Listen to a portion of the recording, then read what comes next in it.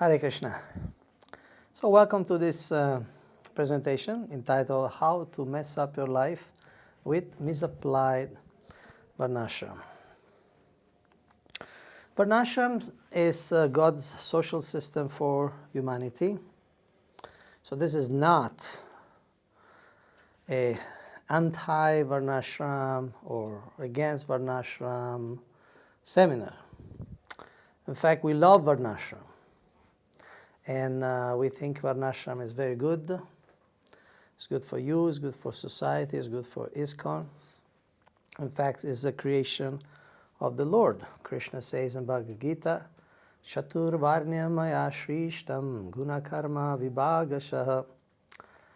According to the three modes of material nature and the work associated with them, the four divisions of human society are created by me. So when Krishna creates the world, he also gives a blueprint for human society, especially for civilized human society. And this is called Varnasrama. 4 stages of development. A stage called brahmacari, grihastha, vanaprastha, sannyasi, and 4 occupational groups. Shudras, vaisyas, kshatriyas, and brahmanas. And this is so much a creation of the Lord that it exists in all societies, from the simplest to the most complicated, to the most complex. In every society you have intellectuals, priests, medicine men, shamans, and you have rulers, administrators, warriors, nobles. Then you have merchants, tradesmen, businessmen, and then you have artisans, artists, and different assistants. And in every society you have a preparatory period, student life, then you have a married life, then you have retired life, and in some cultures you also have renounced life. This is a verse which is very famous in the Vedic culture. Brahmanyosya mukhamasid bahu rajhanyaha kritaha uru tadasya yadvaishyaha bhadbhyam shrudro ajayata. This describes how the Varnas come from the universal form of the Lord. The Brahmana appeared as his face, the king as his arms, the vaisya as his thighs, and the shudra was born from his feet. And we find this in a number of Vedic references, as you can see, Rik Samhita, Shukla Yajurveda, Atharva Veda. So, all the norms and rules and regulations of Varnashram are good for society. At the same time, they need to be in their pristine form, in the original form, their pure form, because when they become adulterated, may become very dangerous, may become very deleterious for individuals and society. Just like, for instance, the relation guru-shishya, guru-disciple, is one of the fundamental ideas in Vedic culture. One should approach the guru and learn the Vedas from him or her. And so it's essential, it's eternal, principle, it's beneficial. At the same time, of course, if the guru is false or fallen, then the whole process may become very dangerous. Srila Bhaktivinoda Thakur, when he explains the different killings of the demons of Vrindavan by Krishna, comparing them with certain anarthas, certain obstacles on the path of bhakti, he says that the false guru is like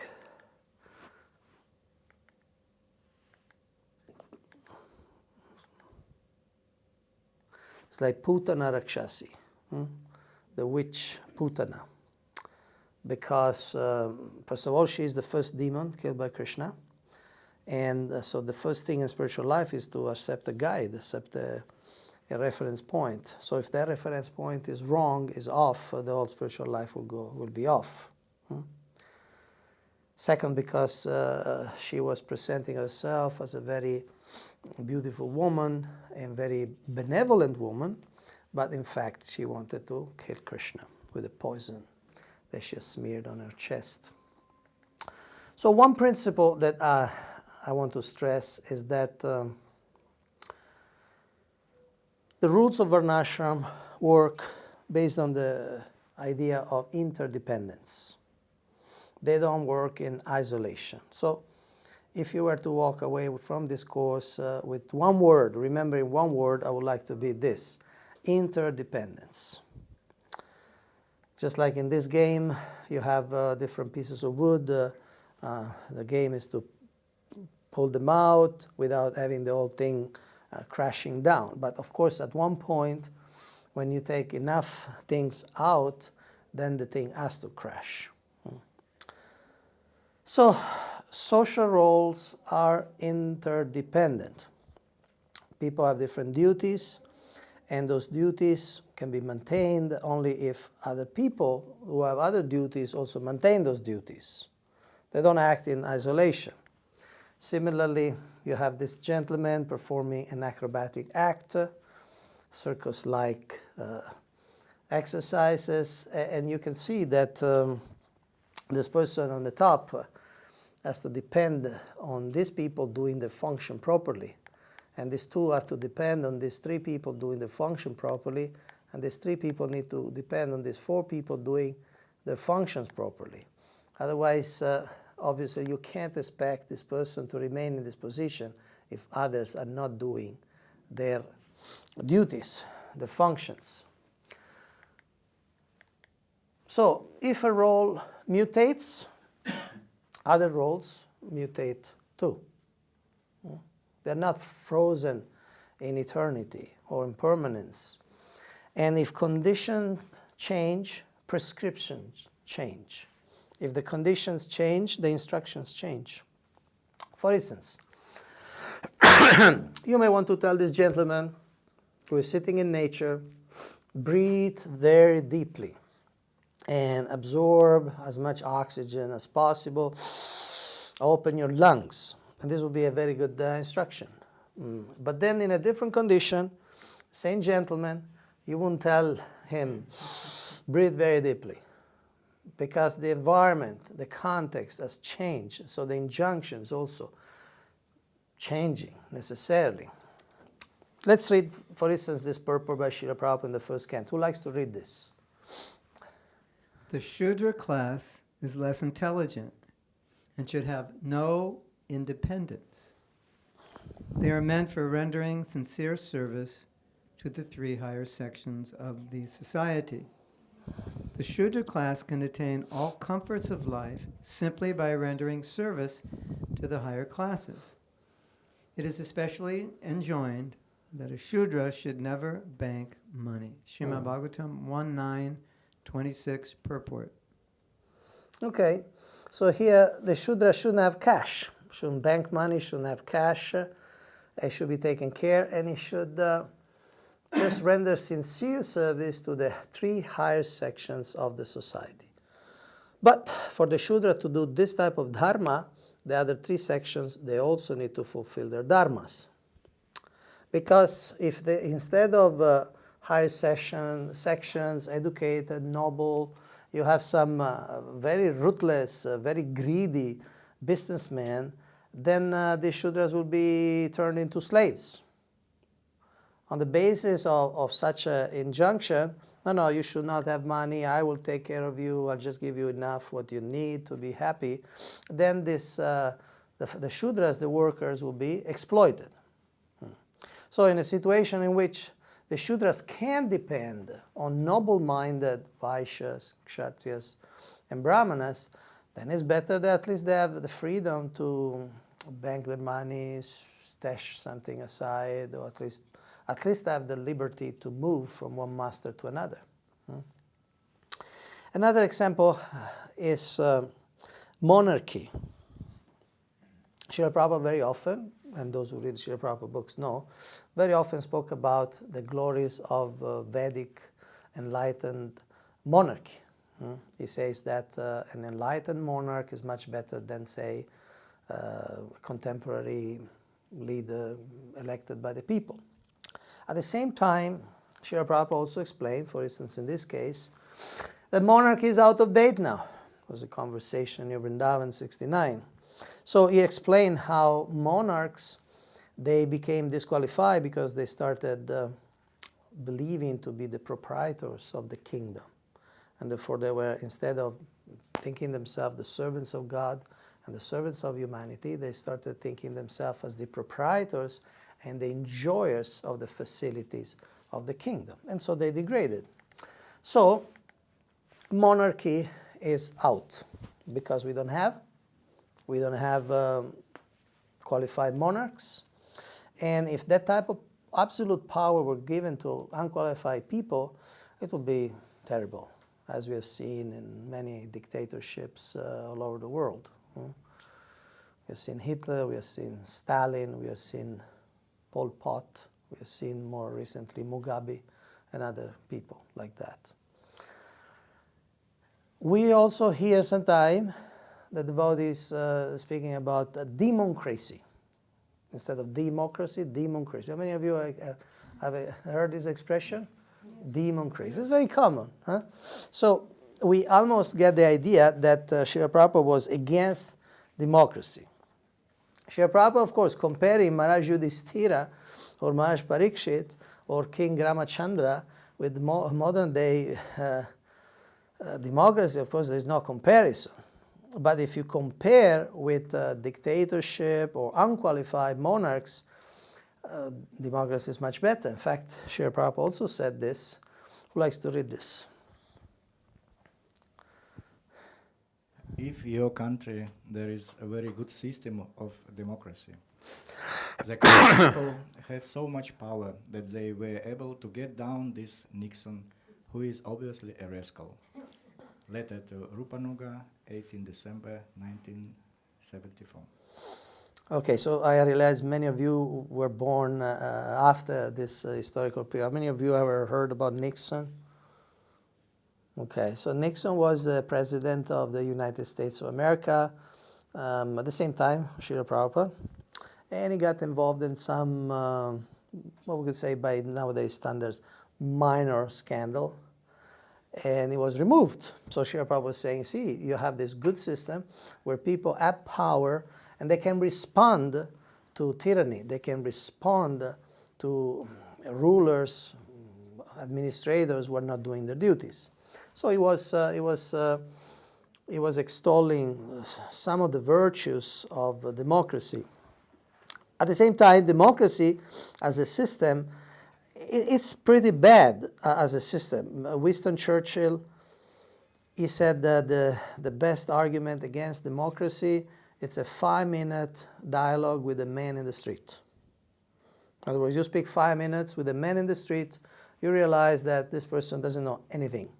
Doesn't know about anything about politics or economy or geopolitics or foreign affairs, military considerations. And so how can this person elect the proper ruler? At the same time, nobody has yet devised a better system than democracy so far for the contemporary humanity. Personally, I believe that democracy is a very bad system, but it's the best we have. So one more quote. Who likes to read this?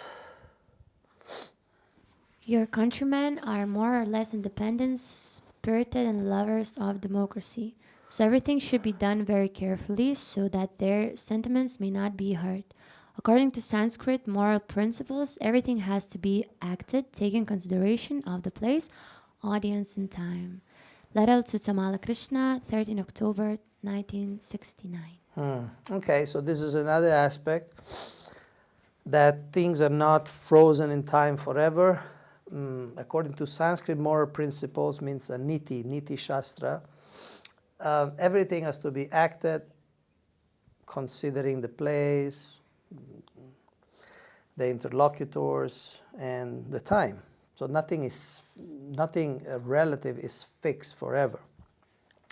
Another principle we like to stress is that Not every medicine is good for everyone. So if you go into a pharmacy, this is an Indian pharmacy. I mean, not all Indian pharmacies are like this. But say that in principle all these medicines are good, are approved by the government. Now without getting into allopathic, naturopathy, Ayurvedic. But for argument's sake, these are all good medicines. They are approved by the Ministry of Health. They're all useful for something. But obviously not that because they're all good, one can just pick one randomly and start eating, or start taking them in whatever doses, whatever circumstances. The dose may be for horses and just may kill you on the spot, or something may actually not be the medicine for you.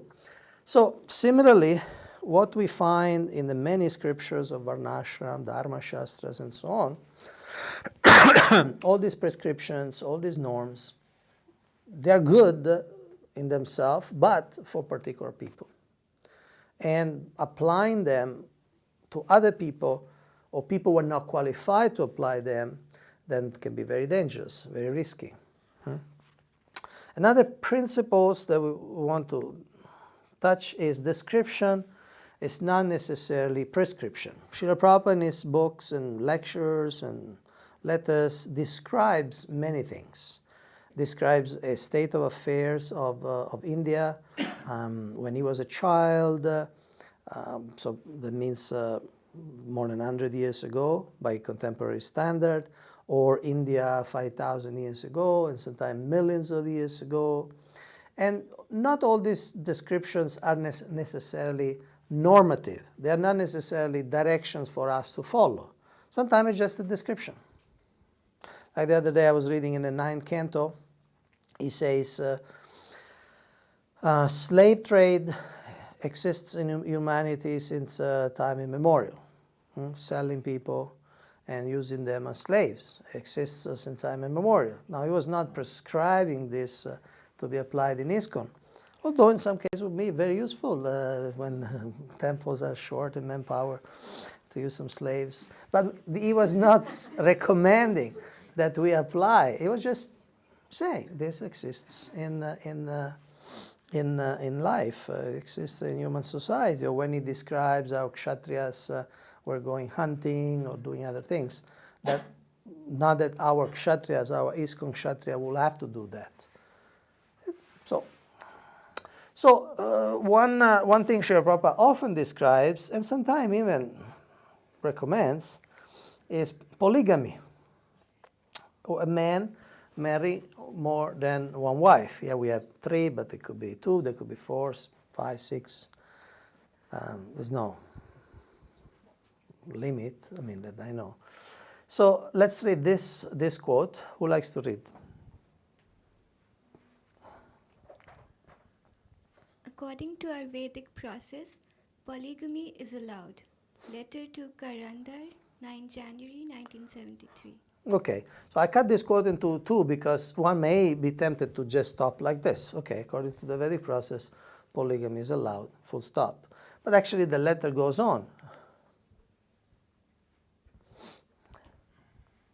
If anyone is able to keep more than one wife and give them all comforts of life, there is no objection for having more than one wife. So you see the condition, there is an if. If means in case someone is able to keep on more than one wife and give them all comforts of life, then there is no objection. If somebody is not able, then obviously there is objection. And please note the date. This was 9 January 73. And then after 3 weeks, Srila Prabhupada writes to another leader at GBC, and he says this. Who likes to read this?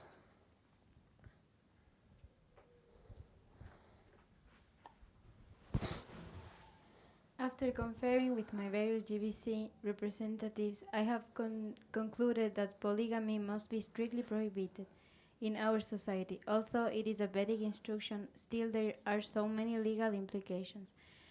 Neither are many of our men fixed up enough to tend for more than one wife. Letter to Rupanuga. Okay, so there are conversations, there are passages in books in which Srila Prabhupada speaks about polygamy, how traditionally in human society there are always more women than men because some men remains brahmacharis, then they take sannyas, and therefore women will not find enough husbands to get married. So, well, there are more women than men, and men can take care of more than one. Of course, this problem doesn't exist nowadays in India because modern Indians kill thousands and thousands of baby girls either before they're born or after they're born. So in some regions there is a huge scarcity of brides. It's becoming a social issue. Men don't have enough girls to marry. So that's not a problem there. But here Srila Prabhupada points out two things. One is that there are legal implications. Polygamy is allowed in about 50 countries in this world, mostly Islamic countries. I have a friend, he's from Nigeria, he's a brahmacari. His father has 6 wives. And it's perfectly legal, and in fact it's a mark of prestige, social prestige. Like in the West having few sports cars. So you have more wives, means you're a successful man, means that these women wants to stay with you, so you must have some good quality. And of course you have enough money to maintain 6 wives and all the children, like that. So, but most countries of the world there are legal implications. Even in India it's prohibited. Since 1955 it's prohibited for Hindus to marry more than one wife. And also say neither are many of our men fixed up enough. They're not qualified to hold a marriage, a polygamous marriage. So Srila Prabhupada decided it must be prohibitory, strictly prohibited in our society. Again, depending on the conditions, depending on the qualification, depending on the context, something may be beneficial, favorable, or maybe very dangerous and very, very negative for the people involved, for society, for ISKCON, and so on.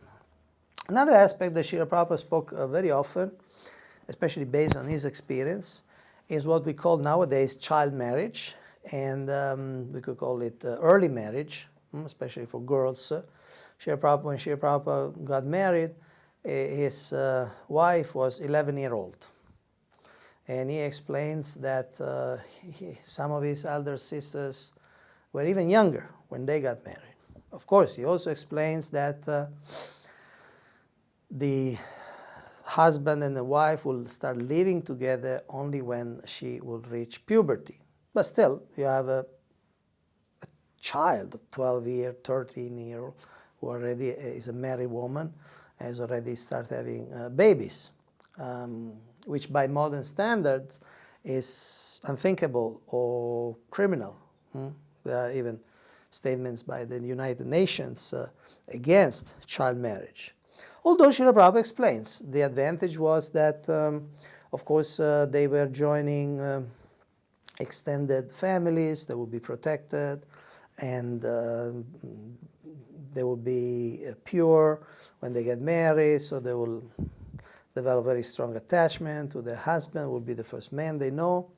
And so there are certain benefits. It's a legitimate practice given certain conditions. But I want to show a conversation in Srila Prabhupada's room in Mayapur, where he actually talks about application in ISKCON. Who likes to read this?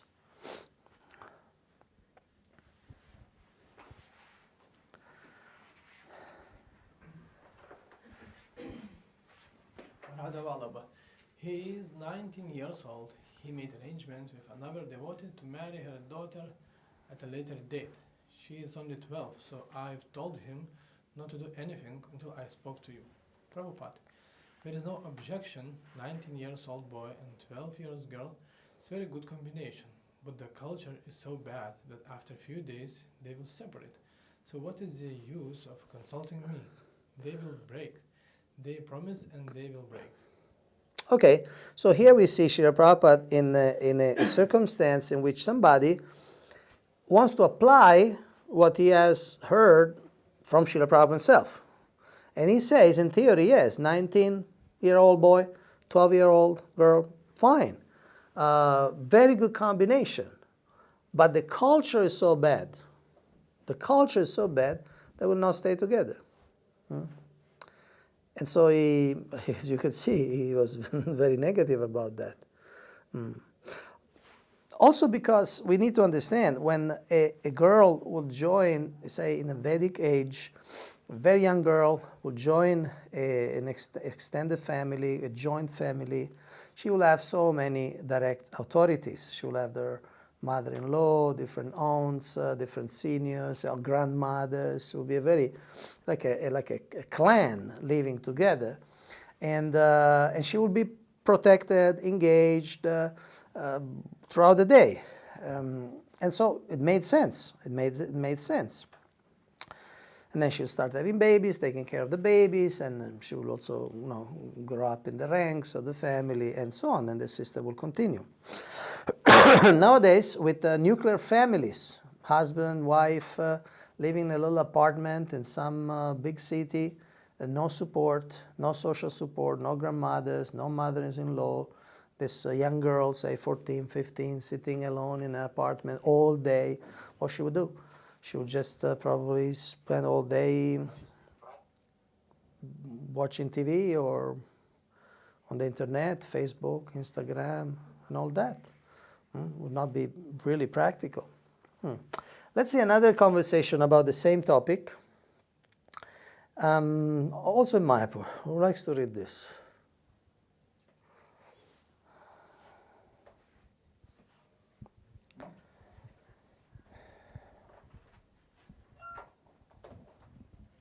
Prabhupada, the girl must be married. You cannot refuse it. It is incumbent. You must do it. Tamala Krishna. So many of the girls in our society, they have reached that age, but they are not getting married. Prabhupada. No, your society is different. Now it is here also. Tamala Krishna. I mean in ISKCON, in our society. Prabhupada. No, ISKCON is not going to be social reformer. Okay, those who are interested in these topics, you should see this morning walk, Mayapur, 9 February 1976, because there are things before, there are things later. And before, Srila Prabhupada was talking about the virtues of the idea that girls marry very young. And therefore, Tamal Krishna Maharaj was saying, so therefore, there's so many girls in ISKCON, they're not getting married. And Srila Prabhupada said, no, ISKCON is not going to be social reformer. Then, of course, he goes on, he says, if people want some help socially, we can offer some Varnasrama principles. But I think this is a very important sutra we should imbibe. ISKCON is not going to be social reform. Focus, our main priority. And then he explains our focus to have people chant Hare Krishna, practice Bhakti Yoga. And of course, society-wise, I think can be adjusted by when people become devotees. One more quote on this. Who likes to read?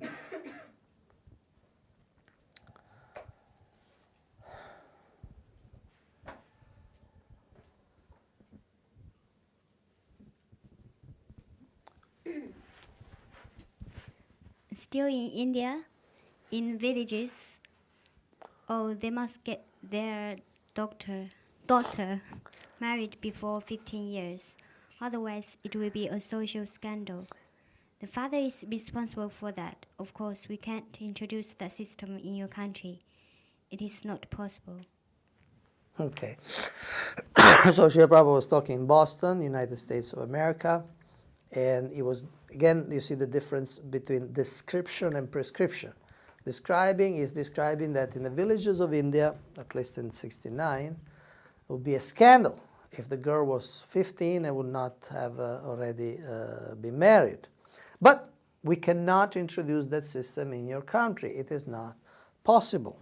And by the way, this is a conversation lecture in 1969. in 2006, the government of India passed this law, the Prohibition of Child Marriage Act. It's prohibited for a male less than 21-year-old and a female less than 18-year-old to marry. It's against the law here in India. Now, different countries will have their own laws, their own ages. I don't know all the countries, but in India, if it's considered child marriage, if the male is less than 21 and the woman is, one of the two at least, is, and the woman is less than 18. Then there is this issue of the difference between the age of the man and the age of the bride. Very often Srila Prabhupada said that there should be at least five years difference. And he said 10 is normal.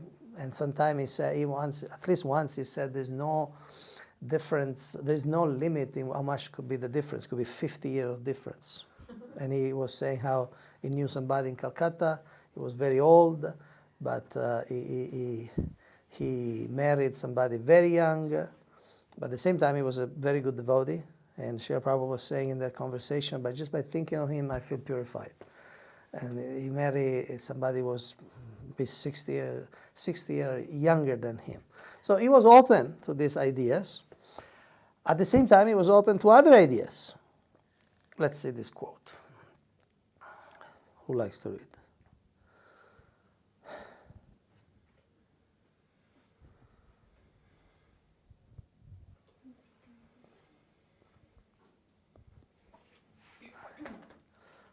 Regarding marriage, generally the man should be older than the woman, but everything must be done with reference to time, place, and circumstance. And in your country, such a marriage is not uncommon. So if you think that the match is good, then you may marry them. Letter to Rupanuga, the 4th of November, 1970. Okay. Again, the various of these principles are in place here. One is that we have to consider the customs of society. If people are okay with this arrangement, then it may work, because people are psychologically, culturally, socially ready for this arrangement. And so, although generally it's not done, especially in Indian traditional life, but if you think it's a good match, she's a little older, that's fine. In another exchange, Srila Prabhupada explains how even Gandhi's wife was older than Gandhi. So he gives an example that, yeah, in India also sometimes it is done. It's not like the end of the world.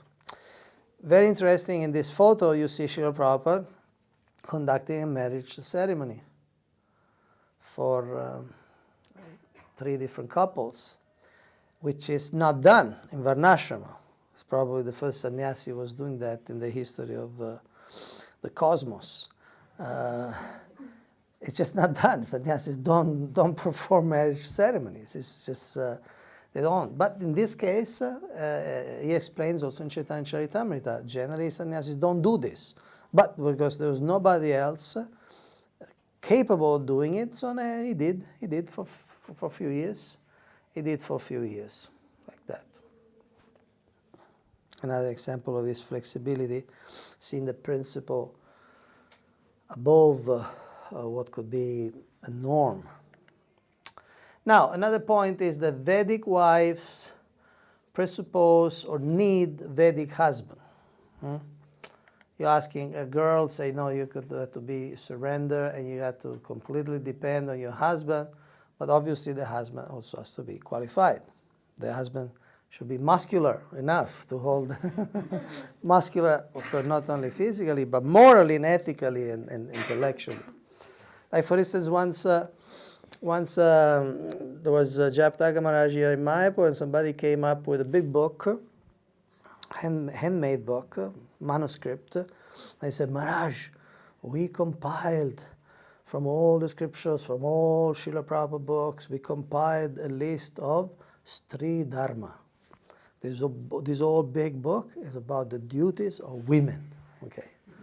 So Maharaj looked at the book and said, very good, thank you. Do you also have a book about Purush Dharma, about the duties of a man? No, Maharaj, we only did for women. So Maharaj said, well, then you can take this book and throw it in the Ganga. Because it's completely useless. you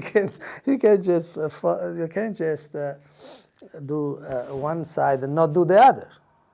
Like they say, not in the Vedic culture, but they say it takes two to tango, right? You can just... So when you're asking some lady to say, okay, you jump and completely depend on your husband. See, by the way, here you can see that the husband is even blindfolded.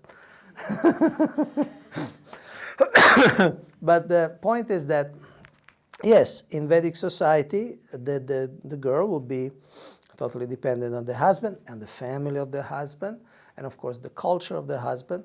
But the culture would support that, and even if something would happen to the husband, the family will take care of these girls. Nowadays in India, for instance, there is an army of about 40 million widows, and very often they are kicked out from the house as soon as they become widows because they're considered inauspicious, they're considered unlucky, they're considered to be thrown in the street. And when you see them, when you go to Vrindavan, you see so many widows. Don't think that this is just a devotional choice. Vrindavan is one of the few places where widows have a chance to survive in. There are some ashrams, there's some free food. And of course, they're great souls, but they're also desperate souls because they're thrown in the street by their sons, by their daughter-in-laws. So again, continuing this analogy, you see this little girl. Imagine if this little girl is your daughter. What would be the best to tell her? No, just jump into this marriage, and this woman will protect you for the rest of your life, and that's a Vedic thing to do. And you want to see what's happening in the next slide? Huh? Want to see? Okay, this time she was good. So this time it worked. But it's not always like this. We need to understand the principle. See, the father needs to protect the daughter. So in a highly advanced society, culturally advanced, ethically advanced, say in a Vedic society, then the best protection would be to give this young daughter, with no experience in the world, to a qualified man, and she would join this extended family, and that may be the best way the father can protect the daughter. But the principle is protection. Nowadays, the protection may take a different shape. If there is no such Vedic culture, Vedic families, Vedic standards, and there are no such reliable husband, maybe the best form this protection could take is that the daughter should study, should develop marketable skills, and then she can be taking care of herself. That may be the best form of the protection can take. So the principle, the Vedic principle of protection, the father protecting the daughter stays, but it takes different shapes. Just like if I speak about book distribution, one of our sacred activities. Now, what's the principle of book distribution? Can somebody tell me what's the principle underlying book distribution? Oh, you can, more than one, but what's the principle behind book distribution? To give Krishna to others. To give Krishna to others? To give them knowledge. Good, give knowledge?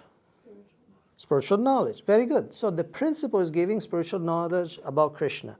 Now, the principle is not paper and ink.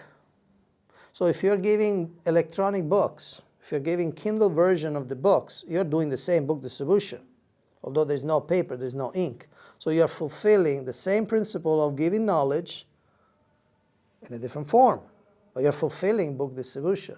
You can't say, well, there's no paper, there's no ink, then it's not book distribution anymore. No, it's the full book distribution.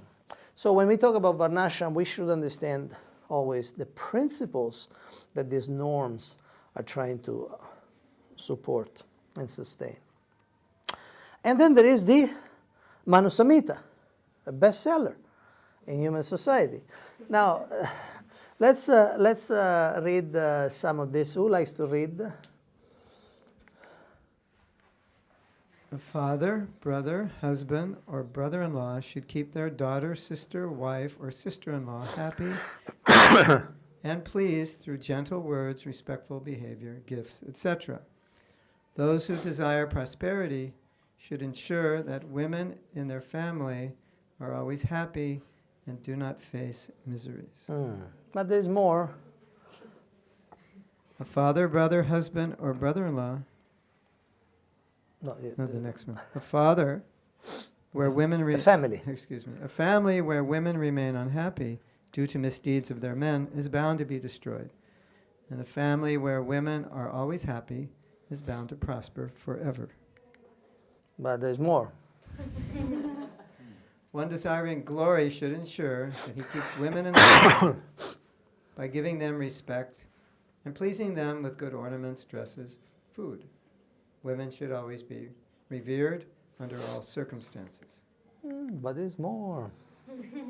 Women should be provided autonomy and leadership in managing the finances, maintaining hygiene, spiritual and religious activities, nutrition, and overall management of home. A woman who is kept constrained in a home by noble men, husband, father, son, is still insecure. Thus, it is futile to restrict women. Security of women would come only through her own capabilities and mindset. A woman can choose her own husband after attaining maturity. If her parents are unable to choose a deserving groom, she can herself choose her husband. Thank you. So we can see a number of principles in action here. So first of all, you can get more traditional than the Manu Samhita. And you see that we are talking about duties of men. And for instance, 9:12, the idea of protecting a woman, but it's futile to restrict women. So protection doesn't only mean physical or economic protection, it also means protecting her capacity to be the best she can. Protecting a woman means protecting her that she can develop in her own nature, in her own potential, as best as she can. Protect her enthusiasm for devotional service, protecting her enthusiasm for serving the spiritual master, serving the mission, serving Srila Prabhupada, serving Krishna. So it's not just obviously like a kind of physical concept of protection. And the last one, we could see the principle that injunctions are only valid if certain conditions are there. Generally, the girl should marry the man who the parents arrange. They knew that. Srila Prabhupada said they would check astrology, they would check different things. First of all, they were really well-wishers of this young girl. They want a good husband. And they'll check the family, they'll check the boy, and they really want the good of the girl. And of course, they're not under this influence of infatuation or youthful, we could say, ignorance. So they try the best. But if they don't do their duties of finding a husband, then the girl has the duty to find, duty and right to find their own husband. She wants a husband, she needs a husband. If the parents don't arrange, then she can arrange herself. It's as simple as that. Now, this next quote, one sense is my favorite quote. I'll give you a little context. It's a room conversation after an interview. It is in Chicago in 75. Srila Prabhupada was speaking very strongly, and in this interview there were two women reporters who asked certain questions, and they were shocked by Srila Prabhupada's answers on the roles of women, the roles of men. This is 75. The women's liberation movement was very active in those years. And so they were very disturbed, actually, by what Srila Prabhupada was saying. So after they left, Srila Prabhupada and the disciple have an exchange, about what transpired in the conversation. Who wants to read this? Brahmanand. Actually, they are just feeling frustrated because it is a fact that woman has been exploited by the men. They feel so angry from the exploitation that they cannot accept that actually a man could protect them. Prabhupada, this is a bad experience, but the ideal is different. Ideal is that man must be first class, and he must be responsible to take care of the woman, and she should be given all protection, all necessities. This is the duty of man, to give protection, all comforts. And because there's no first class man to take charge of the woman, they are declaring independence.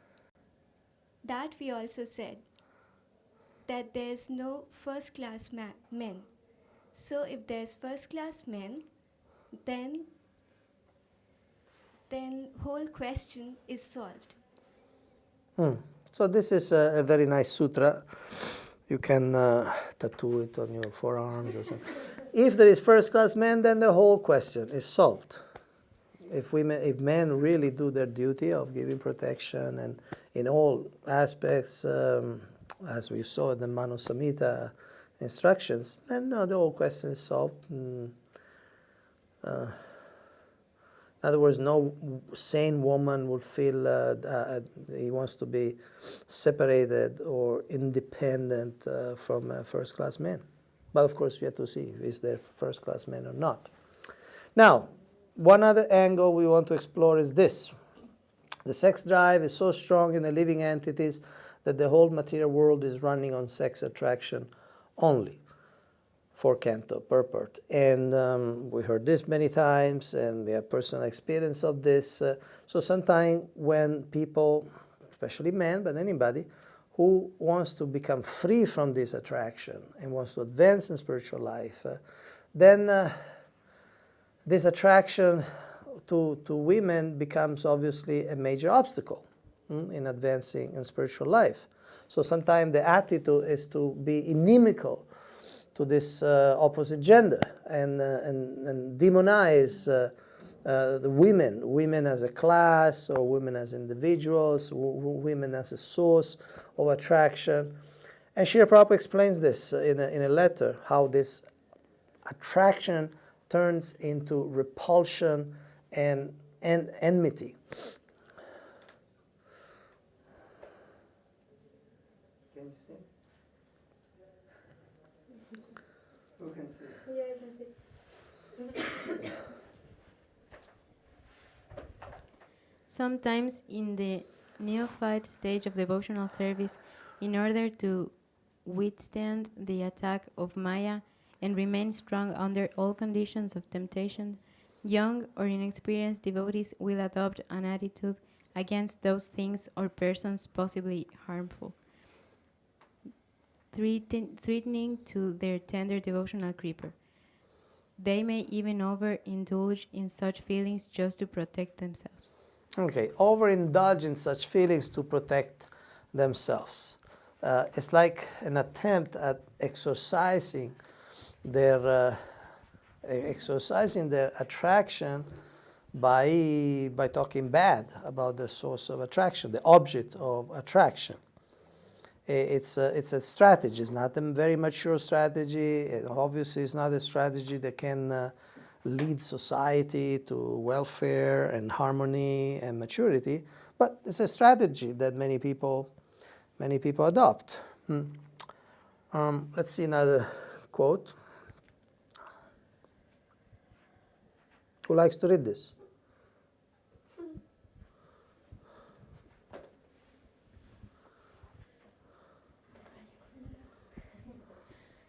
Chanakya Pandita says, Vishwam natva kartavyam shrishtu raja kuleshu cha. Never trust a politician and woman. Of course, when woman comes to Krishna consciousness, that position is different. We are speaking of ordinary woman. So, when we study things from material point of view, these things are to be taken care. But when a man or woman becomes Krishna conscious, he or she takes care of herself or himself. This is another.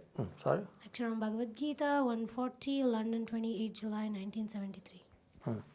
So this is another case in which you could cut the quote after this, that never trust a politician and woman, full stop. And then it becomes like a Mahavakya, a great statement for the next 10,000 years. But then the quote goes on, that when woman comes to Krishna consciousness, that position is different. And when a man or woman becomes Krishna conscious, he or she takes care of herself or himself. And therefore you can trust a woman who is Krishna conscious. In fact, Srila Prabhupada was trusting women. In fact, he will give initiation to them. He won't give initiation to somebody you don't trust, because they're making a vow, they're making a promise, they will do certain things for the rest of their life. And it's a fact that Srila Prabhupada would initiate women also who were married to non-devotees. There is a dialogue, for instance, in Hyderabad. Some local leader asked, there are these ladies, they want initiation, but their husbands are not devotees, they're not practicing. So what should we do? And Prabhupada said, yeah, no, you give them initiation. They want to be initiated, they can be initiated. Even Srila Bhaktisiddhanta Saraswati Thakur, he would initiate women who were married to non-devotees. Like here we have, here in the back you can see this is Bhavatarini, Srila Prabhupada's sister and god sister. And so god sister because she was initiated by Srila Bhaktisiddhanta Saraswati Thakur. But she was married, unfortunately, to a non-devotee. And for most of her life, had to cook for him. He was not vegetarian and all that. And when she became widowed, she took shelter here in Mayapur. And the point being, and Srila Bhaktisiddhanta Saraswati Thakur would also allow to give, they will also give initiation to young girls that they wouldn't know if they would marry a devotee or not. So here Srila Prabhupada is giving initiation, second initiation to Vishakha Devi. Srila Prabhupada disciple, famous Vishakha Devi. Now she's temple president in Bhaktivedanta Manor, London. So obviously Srila Prabhupada would trust on disciples. Once he was in Ahmedabad in Gujarat, and there was this crisis in Juhu because this Mr. Nair was trying to recapture the land that he sold to Srila Prabhupada. And all this party, he sent Vishakha to send a very special confidential message to the leaders. Okay, so this is, I believe, my last quote. The actual system is that the husband is spiritual master to his wife. But if the wife can bring a husband into practice in this process, then it is all right that the husband accepts wife as spiritual master. We have many cases in ISKCON, and I'm sure you know personally of cases in which the wife is a devotee, the husband is not. Or other cases in which the wife is a devotee and she brings the husband to practice Krishna consciousness. So in that case, of course, the wife works as a guru, in a guru Varma Pradarshak or Shiksha Guru, but in a spiritual guidance function. Traditionally, say in the Vedic age, men will go to Gurukul at the age of 5 if they were brahmanas. So imagine this boy has been 20 years in Gurukul, has learned all the ethics, all the shastra, sense control, service to Guru, all the mantras. And then when he's 25, he marries with a very young girl, say 12, 13, and she has been at home, learning the domestic arts, learning the culture also. She has been hearing Krishna Lila, Rama Katha, and so on, but she has been at home. So now she joins this man who is, in technical terms, a snataka. That's how a Manu Samhita expression for the graduate of the Gurukul. So he marries a snataka. Snataka means one who has been washed. So 20 years of training, 20 years of discipline. And naturally, this little girl will see that the the husband does guru because he's much older, he's much more prepared, and so it's natural. Nowadays, I was hearing from our researchers that in India, for instance, women don't want to marry men who are elder to them, even 2-3 years old. They want exactly the same age. I'm not saying if it's right or wrong, but that's how people, the custom of the age, they don't want. And often, we could see that often is the wife is more qualified. Often nowadays in India, the wife earns more than the man. So that obviously the relation has to be adjusted. You cannot take some rule from a different context, a different situation, different condition, and just force it in a complete different situation. So, Vedic sounding norms in the hands of non-Vedic men can turn a woman's existence into a living hell. So who wants that? Anybody? Raise your hand. Nobody. Okay, so the conclusion is very simple. Anything in this world, as the Bhagavad Gita explains, can be done in the three gunas. Bhagavad Gita explains sacrifice, charity, austerity, knowledge, food. Anything can be done in the three gunas. So similarly, Varnashram can be understood also in the three gunas. There is a sattvic understanding of Varnashram, again, considering the conditions, considering the roles, how the roles change. That means awareness. Awareness of the local customs, the local norms, the local mentality and psychologies. That's sattva guna, awareness of the situation. And then applying the principle, not just the external superficial norm. That's like a Varnashram who wants to serve the principles of Varnashram, and that's a sattva guna. Then you have a Varnashram based on heavily influenced on Rajaguna. And Rajaguna is a lot of competitiveness between the gender, a lot of stratification, who is higher, who is lower. The spirit of egalitarianism of Lord Chaitanya's movement is often lost in this very passionate understanding, very external, this body, this place, that place, the West, the East, as if this were like ontological categories. And then you have Varnashram in Tamoguna, Varnashram in the mode of ignorance. Shri Krishna explained in Bhagavad Gita that knowledge in Tamoguna takes one thing as if it was everything. Kritsnavat. Maybe a good idea, but if it's taken out of context, if it's taken in a fanatical way, it can be very damaging. So one takes the norms. No, but in this Shastra it said like this. So we had to apply now. Yeah, but you have to see, maybe those people who are able to apply that norm don't exist anymore. Or maybe the conditions which will allow the norm to be applied favorably doesn't exist anymore. So you can just take, okay, no, you are a Shudra, you don't bank any money. You can't have a bank account, the bank downstairs. You can't, because you're a Shudra. Yeah, but do you have a very noble, generous Vaisya, Kshatriya, Brahmana who's taking care of this Shudra and his family for the rest of his life? No, then you can't just restrict him from having a bank account, and so on. So, in conclusion, see, the Mahabharata says many things, but what I wanted to quote is this famous verse that says, Tarko pratishta shrutaya vibhinna nasori shiryasya matana vinna dharmasya tattvam nihitam guhaya mahajano yena gata sapanta. Say, Tarko apratishta. Argumentation, it never comes to a conclusion. Because one can make an argument, another makes another argument, reasoning, logic, and this and that, and it never ends with tarka or logical debate. Shrutaya vibhinna. In the Shrutis, in the Shastra, there are so many different ideas and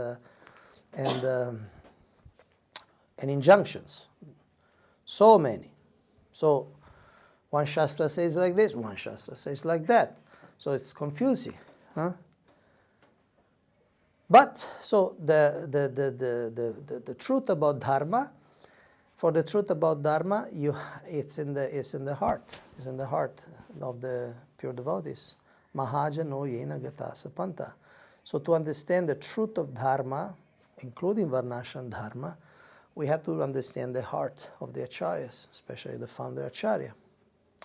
And to understand the heart of the acharya, we need to study deeply, because again, Srila Prabhupada said so many things. If they're taken out of context, one can have a very strange idea of what Srila Prabhupada wanted. You may have an idea of Srila Prabhupada that his priority was to reestablish monarchy, and you can have a very strange idea of Srila Prabhupada if you take quotes here and there without studying the context of the quotes, without understanding his inner priorities. So this is the presentation, and if you want to ask questions or make comments. So actually I have two questions. One, it's relating what you've been talking about women. It seems, at least for me, that the main problem in ISKCON right now is unmarried women who are very qualified, and there is a lot of them, young, qualified, educated, and they are struggling finding a good husband. And as you said, it's unfortunate to have a non-devotee husband. So for me, it seems that the only solution for them right now is to look for a husband outside of our movement, because it's a problem. And I see it also in my country. I even have a friend. She's very distant to devotees right now, because she told me, I came to Krishna consciousness and I thought that I'm gonna be taken care of. Meaning I took a shelter of my guru, and he was like a father for me, so I expected him that I'm gonna do a service, and then after some time he will find me a good qualified husband. And it didn't happen, and I ended up being almost 40, and now I have to look for a husband by myself, and I feel disappointed. So my question is that if a woman like from ISKCON should just look for a good guys outside of ISKCON, because they cannot find them inside. Mm-hmm. Okay, thank you. See, first of all, a little footnote that we should clarify expectation with our gurus, because the gurus give initiation. Well, because you touched on it, the guru gives you initiation. The guru has gives you knowledge. I don't know if he also understood that was his duty. Now, after a few years of service, he has to find a husband. That I don't know. So maybe if is there any guru in the audience can say.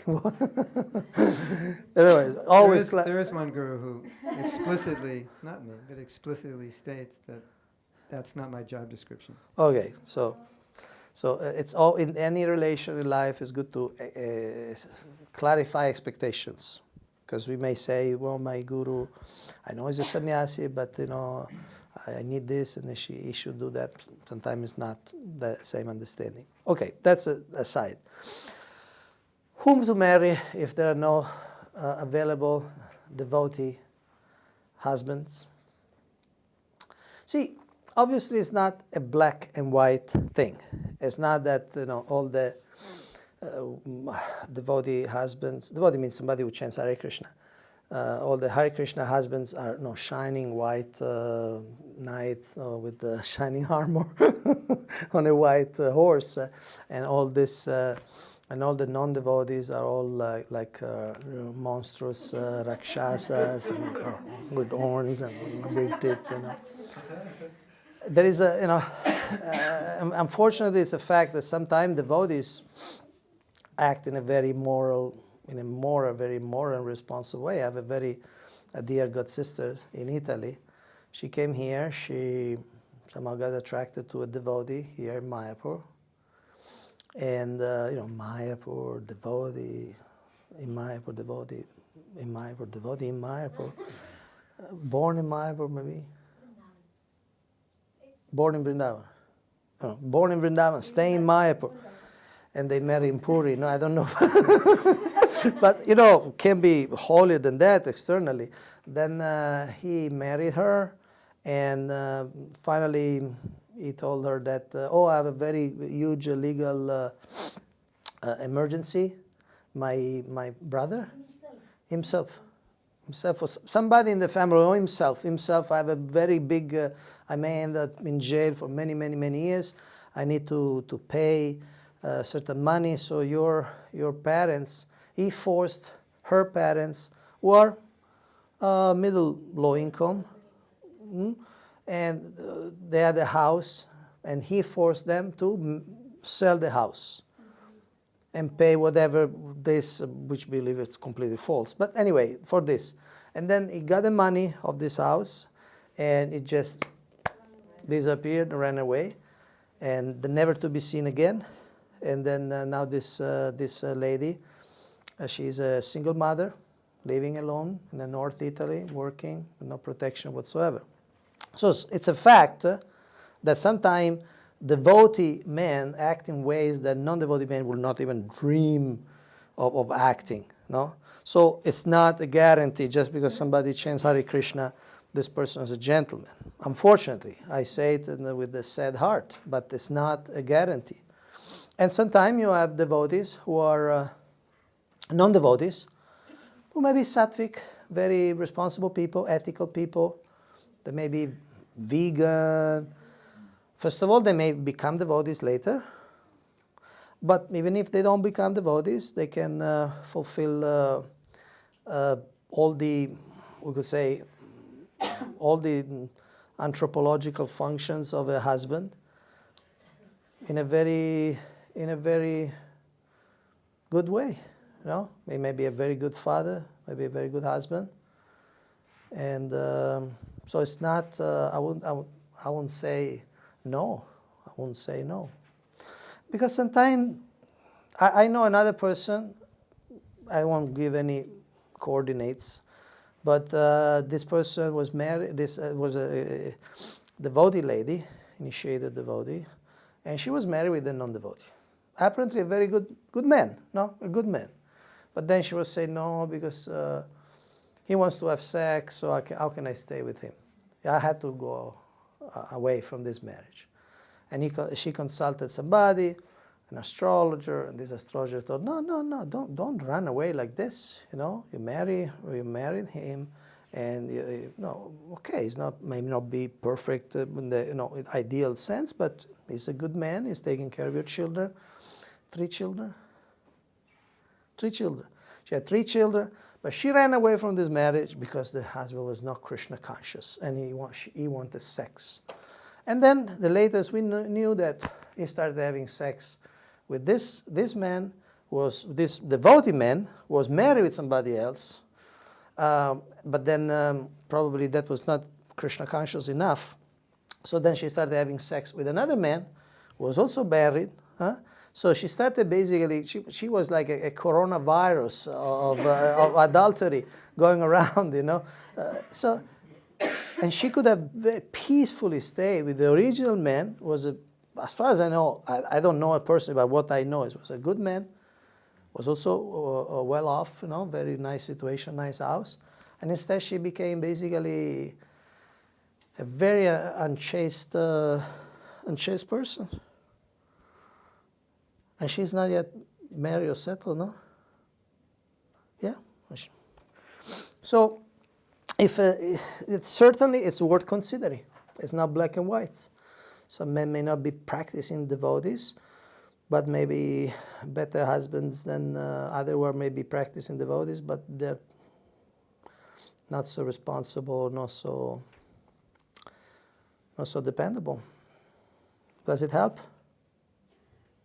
And of course, it's not a blanket statement, but sometimes when there is no alternative, there's no alternative.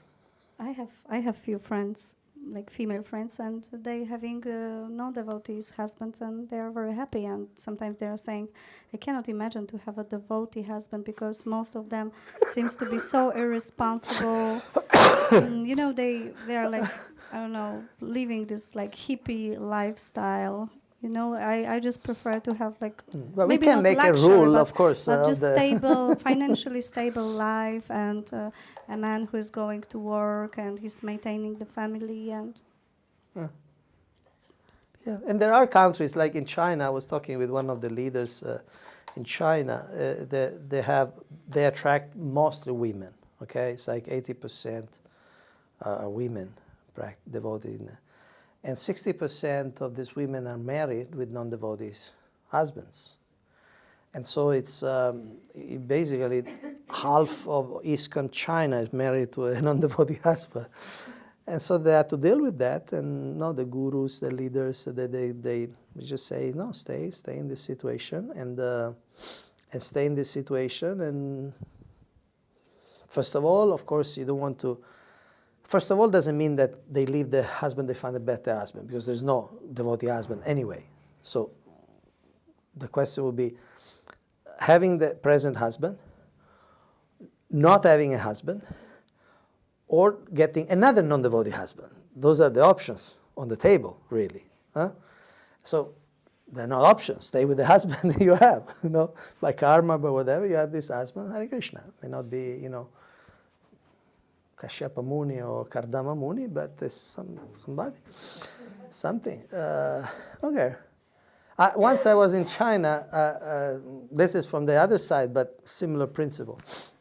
I was in China, there was a devotee Beijing was driving us around. He had a taxi. So through the translator, he asked me, can I ask you a question? Yes. When I leave my wife, because she's not a devotee, should I leave any money to her? That was the question. So I asked, wait. Let's take a step back. Why you have to leave her? Because you already kind of the premise that you have to leave the wife. No, because she's not a devotee. Okay, but when you got married, you're also not a devotee, right? Yeah, I was not a devotee. So, and she's doing her duty as a wife, as a mother, right? Yes, she's doing her duty. But she's gambling. She's gambling. She has this habit of gambling. Then I ask her, okay, but is she gambling your money or her money? No, she is gambling her own money. So what's your problem? She earns her money, she gambles her money, she does the duty as wife, she does the duty as mother, so why you have to leave her? Why you have to leave her? You don't have to leave her. He didn't like the answer very much. Anyway, so sometimes it's just an excuse, for freedom. And one more question, because we see that there are two groups in ISKCON. At least I see it this way. One group is those who are saying or forcing Varnasrama, claiming that that was the main thing that Prabhupada wanted us to do, and this is the way that we will introduce Krishna consciousness to the people. And there's also the other group, then they are saying what you said, that ISKCON is not about social reform, meaning that we will just inspire people to chant Hare Krishna, and this is the way the Krishna consciousness is going to be spread or introduced. So my question is, just which one of this group is right, because or those groups can just be like together simultaneously. Because it seems that some see it in a black and white way, that, Varnasrama in this sense, in this basic sense, not this extended sense, as you said, that it's something that we should be adjust to the time and circumstances. Because what I like that you said that women can just like be natural, making career, but some devotees see Varnasrama in a way that woman is much like caged as a housewife only, to raise children and be like a so-called I don't know, Bengali woman. Sorry to say it. So yeah. So my point is, which way is right? See, Srila Prabhupada definitely wanted Varnashram, there's no doubt about it. And at the same time, obviously, in ISKCON, if you are practicing devotee, you're also practicing Varnashram. You may not talk Varnashram every 3 words, or you may not identify your service as Varnashram. But if you are in ISKCON, you're a good practitioner. You are doing something in Varnashram. Either you are brahmacari, or you are grihastha, or you are vanaprastha, or you are sannyasi, and you have certain nature. Either you're an intellectual, a scholar, a teacher, or you are like a ruler, an administrator, a leader in that sense, or you're making money, different forms, producing food or producing wealth in different forms, or you're assisting somebody. You're an artisan, you're a craftsman or craftwoman, and so you're producing items under the direction of other people. So it's a fact that some people in ISKCON almost grab the label, almost they try to trademark. Now we do Varnashram, but actually everybody does Varnashram. May not be the focus, but if you are in ISKCON, you are doing Varnashram. I'm doing Varnashram. I'm a grihastha. That's my ashram. And Varna, I don't know, but but I guess I act according to my nature. I have a mixture of natures due to different genetic influences, and so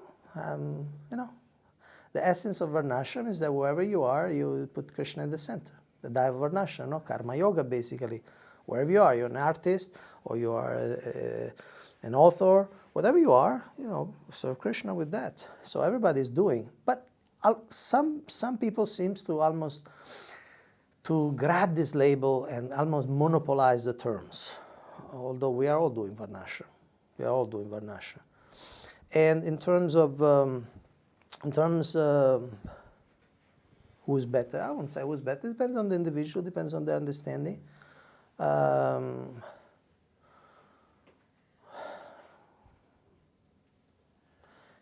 You need to see the 7 purposes of ISKCON, no? The first one is to educate people in the practice of spiritual life. That's the main thing. And of course, when one comes to that understanding, it will also have a position in the Varnashram. Varnashram, I repeat, Varnashram is good, Varnashram is beneficial when it's done, when the essence of Varnashram is respected. And in that sense, my question to many devotees would be, what do you mean by establishing Varnashram? Because in one sense, you could say Varnashram is already established. Now, it can be improved. Anything can be improved. But we have brahmacharis, we have grihasthas, we have vanaprasthas, we have sannyasis. We can improve all of them. And we have people of different natures who serve the Lord. Can they serve more? Yes. Can they serve better? Yes. Can these duties be maybe a little more clarified? Yes. But we already have Varnashram in ISKCON. That would be my general answer. Her question, but you probably know, but maybe it's difficult to answer. The conservative, let's just use the word conservative Varnashram. The more conservatives who want to go back to traditional roles, like some of the things that you presented here. We definitely know there's that element. That element in some people's minds is so strong that they feel that ISKCON can't survive unless we become more traditional, very traditional, almost Manusamhita traditional. So then the question is, what to do about that? Is that good? Is it bad? Is it neither good or bad? Just is? How does the average devotee deal with it? When they, it's obviously you're dealing with that in your presentation because you're bringing these things up that people think this way. And so how does the average devotee deal with it when someone, you give them a class or is making a point and to you it doesn't make any sense. That's something that, was happening in Sat Yuga. You can't imagine it happening now, and you can't imagine that anyone coming to our movement would stay more than 30 seconds if they heard someone preaching that. So how do we relate to that? What is it okay for some devotees? Is it not okay for anybody? Or are they, Is there something wrong with them? Like, what is it?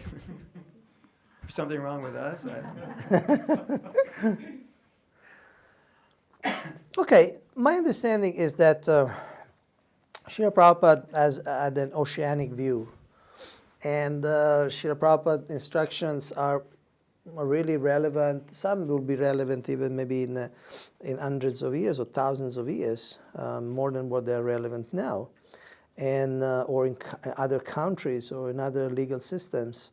Because Srila Prabhupada is oceanic, you can't say if it's conservative or if it's liberal or if it's orthodox or if it's innovative. It's like saying, somebody may ask, is the Atlantic Ocean cold or hot? What would you say? It's both, you know. You go to Rio de Janeiro, it's warm. You go to, Greenland, it's very cold.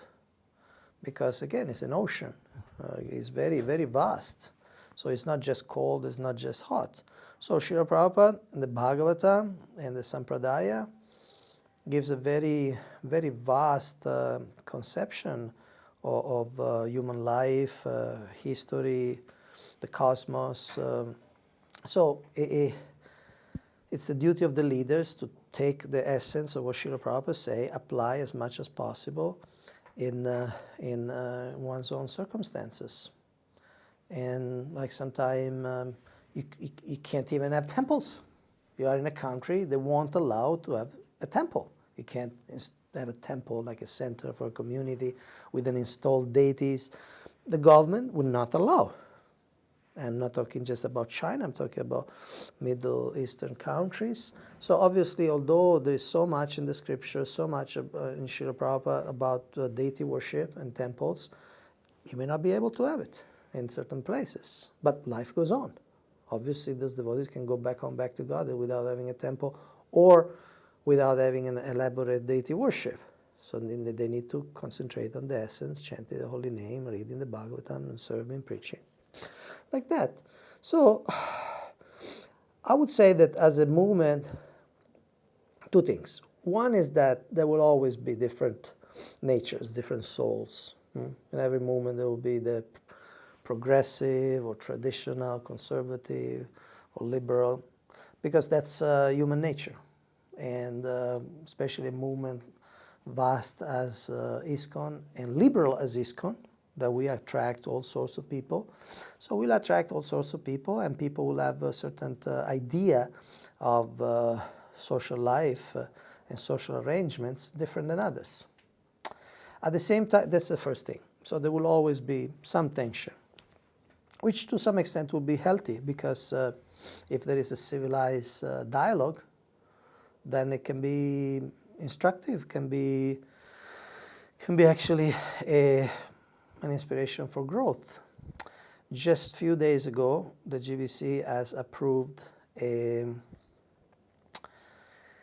introductory document by the SAC, the Shastric Advisory Council, on hermeneutics. Hermeneutics means how you interpret the scriptures. And basically, the basic conclusion, they came up with a 12-page fundamental idea that in our dialogue, we should have certain individual qualities, like with purity, sincerity, certain norms of dialogue. In Bhagavad Gita, there is something called Vada, Jalpa, and Vitanda, 3 attitudes towards dialogue. Krishna says, of the logical debate, I'm Vada, I'm the conclusion. So we should look for the conclusion, we should look for the truth. And Vitanda means just trying to defeat the other person. Not really listening, just defeat. And Jalpa means making a lot of arguments, you have your own idea, and that's all that counts. So why I'm saying this? Because this phenomenon in ISKCON is relatively new. ISKCON is a young movement. It's only a couple of generations, 54 years old, not even 54 years old. And when Srila Prabhupada was present, he was the natural ultimate authority, so people come to Srila Prabhupada, ask, he say, this is right, this is wrong, and that was it, most of the time. Nowadays, we have so many different influences, so many different ideas, so many leaders, so many people write books and create followers. So it's a relatively new phenomenon. How you deal with so much discrepancies or discord and conflict and disagreement. How you deal with that. So this effort by the hermeneutics group, which took 9 years by a group of 18 different scholars, it's a step in the right direction. How to have a dialogue. How to have a dialogue without throwing stones at each other. So this attempt is it's an attempt at looking at things from, we could say, a contextual analysis. No, Srila Prabhupada did say more things, and Srila Prabhupada did say things that apply in certain circumstances and don't apply in other circumstances. So we should, I guess, promote seeing Srila Prabhupada as a whole. But there are certainly, in Srila Prabhupada's messages, a lot of things can be taken very easily as very conservative, as very orthodox. And other can be very, very, very liberal. So we have to understand which one is most pleasing for a particular situation. What is most beneficial for outreach, for attracting people. Because there is this saying that the operation was successful, but the patient died. So we may say, no, but Srila Prabhupada said that, or the Bhagavad Gita, that line says that, and we present this to a public which is not ready to digest that, and they don't not show again. So the operation was successful because it was as it is, but then the patient died. The soul never want to have anything to do with ISKCON, because he thinks this is a new edition of the Taliban movement or something. It's like I heard some preachers, when they preach to somebody, they give Bhagavad Gita, they say, you can skip the first chapter because there's a lot of names, Drishtaketu, Chekitana, Kumti Bhuja. So it's a little complicated. Just go to the second chapter because there is a philosophy, it's easier to understand. But they do that because in the first chapter, there's that line that women are generally less intelligent. And they know that a lot of people in this world, they read that, they freeze. They won't be able to go beyond. Now, is there conditioning, whatever, but that's how they react. That's how they react. And so they want them to learn about the Bhagavad Gita, but they know that will be an insurmountable obstacle for many of them. Just that sentence can just put them off completely. Like that.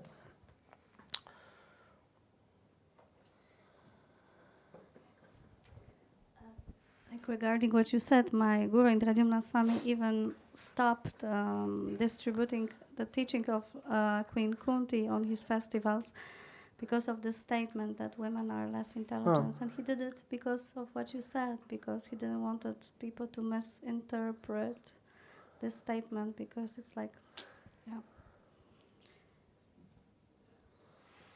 I have a question. I was thinking about all of these issues that we have, or not, or it's not issues, I don't know. But how can we see ISKCON if it's an institution like more political than religious, and how these things can,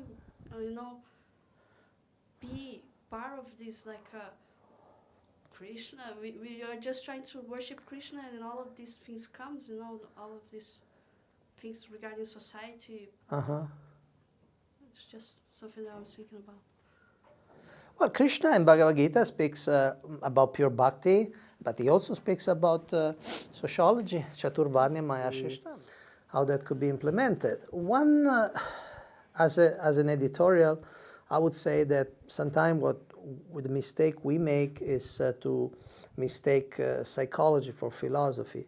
In other words, we think our psychology is the perfect transparent media to understand psychology, instead to understand philosophy. Instead, sometimes it's our conditioning that makes us seeing the philosophy or the application of philosophy in certain ways. So we are attached to a certain way of seeing things, seeing society, seeing the opposite gender, and then we filter everything through those lenses, which may be sattvic, may be rajasic, or maybe tamasic. And so we make the mistake of believing our psychology as the perfect transfer media for the theology. And often is not. Often is not. But definitely, ISKCON is a spiritual movement. It's the International Society for Krishna Consciousness. Part of the Krishna consciousness, because Krishna consciousness is active in all spheres of life, part of that Krishna consciousness is how to organize society, organize our families, educate our children, is very much a part of that Krishna consciousness. It may not be what you call the eternal essence, because in essence, obviously we are not members of Varnasrama. Ultimately, Lord Chaitanya teaches us, we are not brahmana, we are not ksatriya, we are not vaisya, we are not sudra, we are not brahmacari, we are not grihastha, we are not vanaprastha, we are sannyasis, we are not sannyasis. But until we are embodied in a physical body, we need to have some role in society. I have to be something. Either I'm a husband or I'm a brahmachari. I have to be somebody, and according to a role I play, I need to have some duties. How detailed are those duties? How traditional are those duties? We can discuss. We can discuss. But it's part of our experience of Krishna consciousness.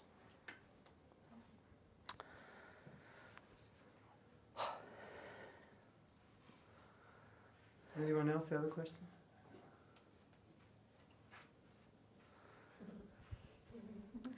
Oh, sorry. The statement of Prabhupada really hit me, that Prabhupada said that we are not a social reforming. We are not about social reforming. We should just let people chant Hare Krishna. How is it relating to the dress? I mean, because it seems that we are reforming or trying to reform people from West with our dress. Like trying to force them to wear Indian clothes. So how to understand it, that Prabhupada said that we are not social reforming? Well, if we were trying to force people in the West to dress as Indians, we were not very successful, I guess. I would say that this is a whole different seminar, and about Western dress, Indian dress. There is a lot of quotes in which she'll probably even say that the dress is immaterial, and there are quotes where he says, sannyasis can wear Western clothes if it helps him in the outreach. So I would say that in general, the Bhagavad Gita pushes us towards sattvaguna, no? Just like food in the Bhagavad Gita describes food. It doesn't say necessarily kachoris and puris or chapatis, but it gives certain basic direction of what's sattvic and what's not sattvic. So we need to understand what's sattvic dress, what's rajasic dress, and what's tamasic dress. Tamasic dress, we understand, is dress which is dirty, which is often made of very artificial and unhealthy type of material, like people wear plastic or passion. Dress in passion means it's a dress that emphasizes attraction between the genders, showing as much as possible, or showing in a way that's provoking attraction, or again, very tight because the forms, to show the forms of the body. That's passionate dressing. And then sattvic dressing is a dressing which is doesn't show the forms, doesn't see the shape of the body so graphically, and it's clean. And there are colors which calm the mind. They don't agitate the mind, like that. So those are the principles of dressing that I believe we are trying to propagate. Not a particular style of a particular dress. In fact, I believe that, say, the Bengali style of dress or textiles, it's not very appropriate in many climates in the world. In fact, you see sometimes devotees having the Bengali dhoti, and then they have this long johns coming out, and that's really not how we see when we see the picture of Lord Chaitanya at the Ratha Yatra in Puri. We don't see that, So I believe that it's something we need to take a good look at it. Good look. And when I say good, I mean also aesthetically good look. What's exactly what's also aesthetically pleasing, being according to the principles, but without being bizarre and grotesque. So that's a whole different the seminar. We could talk some other time, but certainly we are not there. See, the obviously is not one of the purposes of ISKCON to have people dress as Indian ladies and gentlemen or with saris and dhotis. That's not the purpose.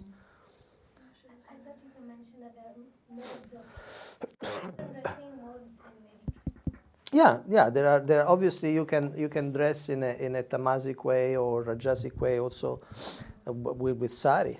I mean, you could see, but you just step down in the temple, you see sari used in a very sensual way, trying to show as much as legally allowed, much skin as legally allowed, and that's not sattvic at all. Maybe Indian, but not sattvic at all.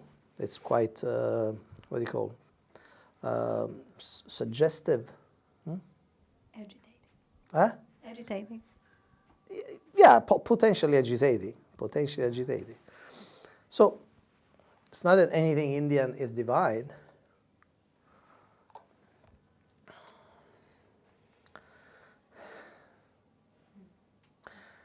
So thank you very much for this, for your patience, your interest, your participation. So we'll stop here. Hare Krishna. Shri Prabhupada ki jai.